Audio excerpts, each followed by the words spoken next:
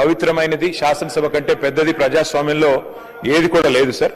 కాబట్టి దయచేసి detailed project report వెంటనే టేబుల్ చేయండి. లేకపోతే మంత్రి గారు మీరు చెప్పేది కానీ మీ అధికారులు చెప్పేది కానీ ఖచ్చితంగా తప్పు, సత్యదూరమైన మాట, ప్రజల్ని మీరు మిస్లీడ్ చేస్తున్నారు అని తప్పకుండా మేము అభియోగం మోపాల్సి ఉంటుంది.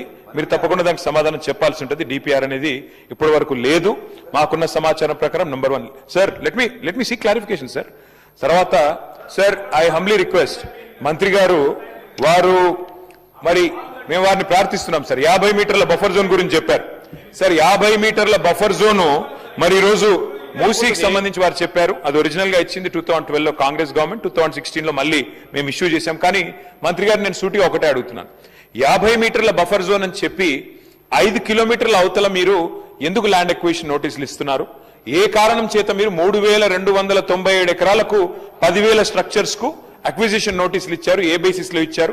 ఇవి 50 మీటర్ల బఫర్ జోన్ లో ఉన్నాయా, బయట ఉన్నాయా? దయచేసి చెప్పాలని చెప్పి వారిని కోరుతా ఉన్నా. మూడో పాయింట్ అధ్యక్ష, మాకు అర్థం కాని, చాలా మంది ప్రజలు కూడా కన్ఫ్యూజ్ అవుతున్నది అధ్యక్ష. బఫర్ జోన్ లోనేమో మరి వాళ్ళ రిజిస్ట్రేషన్లు, పర్మిషన్లు ఇవన్నీ ఇచ్చింది ప్రభుత్వమే అధ్యక్ష, ఆనాటి ప్రభుత్వం. మరి వాళ్ళను ఆ రోజు సక్రమమైన వాటిని ఈ రోజు అక్రమం అని చెప్పి మంత్రి గారు ఏదైతే చెప్తున్నారో అర్థం కాని ఏంటంటే, బఫర్ జోన్ లో ఉన్న ప్రైవేట్ వ్యక్తుల ఇల్లు కూలగొడతాం, కానీ ప్రభుత్వం అక్కడ హోటళ్లు కడుతుంది, రెస్టారెంట్లు కడుతుంది అంటే ఇది ఏ రకంగా సమర్థనీయం? ఏ రకంగా మంత్రి గారు దీన్ని సమర్థిస్తారు? వారు చెప్పాలి అధ్యక్ష. అట్లాగే అధ్యక్ష, ఈ సెలెక్టివ్ జస్టిస్ ఏదైతే హైడ్రా గురించి మా వివేకానంద్ గారు చెప్పారో వారు చెప్పింది అక్షర సత్యం అధ్యక్ష. ఈ రోజు సెలెక్టివ్ జస్టిస్ అంటే చట్టం అంటే పేదవాడికి భూతం, పెద్దవాళ్లకు చుట్టమన్న పద్ధతుల్లో గౌరవ మంత్రుల ఇండ్లు బఫర్ జోన్ లో ఉన్న, FTL లో ఉన్న ముట్టరు అధ్యక్ష. ముఖ్యమంత్రి గారి సోదరుడింటికేమో దారి దొరకలేదు హైడ్రాకి, కానీ ఇవాళ మాత్రం పేదవాళ్ల ఇండ్లు మాత్రం బుల్డోజర్ తో కూలగొడతా ఉన్నారు. ఇది వాస్తవం. ఇది మంత్రి గారు దయచేసి తప్పకుండా దీనికి సమాధానం ఇవ్వాలి. అట్లాగే అధ్యక్ష, ఒక్క మాట చెప్పాలి అధ్యక్ష.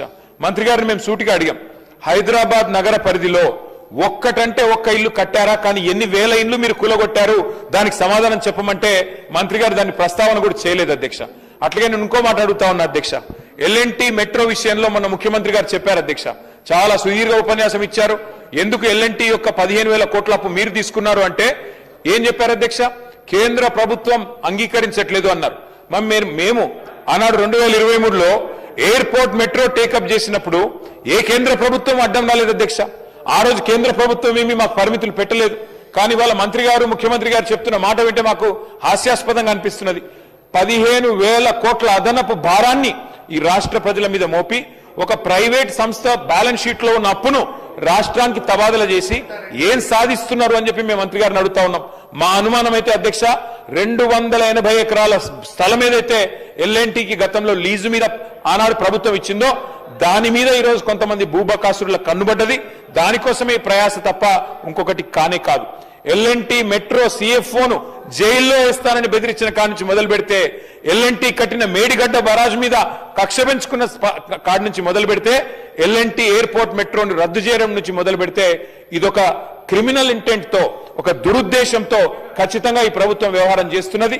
లేకపోతే మాకు లేని పరిమితులు, ఆనాడు ఎయిర్పోర్ట్ మెట్రోకి మేము ముందుకు పోయినాడు లేని పరిమితులు, లేని షరతులు వీళ్ళకెందుకు పెడతారు అధ్యక్ష కేంద్ర ప్రభుత్వం? 32 కిలోమీటర్ల ఎయిర్పోర్ట్ మెట్రోని రద్దు చేసి చాలా పెద్ద తప్పు చేసింది ఈ ప్రభుత్వం అధ్యక్ష. మంత్రి గారు ఫ్యూచర్ సిటీ అంటున్నారు. నేను అడుగుతా ఉన్నా సూటిగా, 14,000 ఎకరాలు మేము సేకరించాం అధ్యక్ష. మరి మంత్రి గారు మాట్లాడుతూ 30,000 ఎకరాలు అన్నారు. మిగతా 16,000 ఎకరాలు ఎక్కడి నుంచి వస్తున్నాయి మంత్రి గారు? ఎక్కడి నుంచి 30,000 ఎకరాలని చెప్తా ఉన్నారు మీరు? ఇంకోటి మాట్లాడుతున్నారు అధ్యక్ష, మధ్యలో గ్రీన్ ఫార్మ్ అనట, చుట్టూ ఇండ్లు కడతారట, అవతల జంతువులను పెడతారట, వంతారని వేస్తారట, జూ పార్క్ పెడతారట. ఇది ఏం ఆలోచన అధ్యక్ష? మాకు అర్థం కాక అడుగుతా ఉన్నాం. దయచేసి మంత్రి గారు నేను అడుగుతా ఉన్నా, it was conditional land acquisition. మీరు ఎన్నిసార్లు మిస్లీడ్ చేసినా కోర్టును గాని, ఫార్మాసిటీ మరి ఎక్కడైతే రైతుల నుంచి భూములు తీసుకున్నారో వారందరూ చూస్తా ఉన్నారు, వారన్నీ వింటా ఉన్నారు. ఏ దురుద్దేశంతోనైతే, ఏ రియల్ ఎస్టేట్ యావతోనైతే మీ ప్రభుత్వం ఇవాళ పనిచేస్తున్నదో ఇది ప్రజలు చూస్తా ఉన్నారు మంత్రి గారు.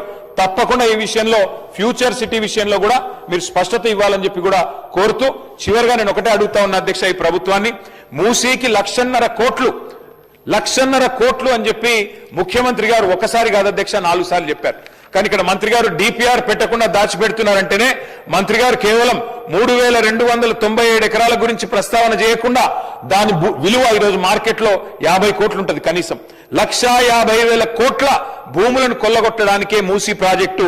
ఆ దోపిడీకి మేము వ్యతిరేకం తప్ప మూసీ పునరుజ్జీవనానికి కాదు. మూసీలో ఎస్టీపీలు కట్టింది మేము, మూసీకి గోదావరి నీళ్లు తెచ్చింది మేము. మీరు ఎన్ని చెప్పినా కొండపోచమ్మ, మల్లన్న సాగర్ నిర్మాణం చేసింది మేము, కాళేశ్వరం జలాలు తెచ్చింది మేము, ముమ్మాటికి మూసీలో మీరిచ్చే డబుల్ బెడ్రూమ్ ఇల్లు కట్టింది మేము, మీరు తెచ్చే గోదావరి జలాలు తెచ్చింది మేము, అట్లాగే ఎస్టీపీలు కట్టింది మేమే, మూసీ పునరుజ్జీవం ప్రారంభించింది మేమే.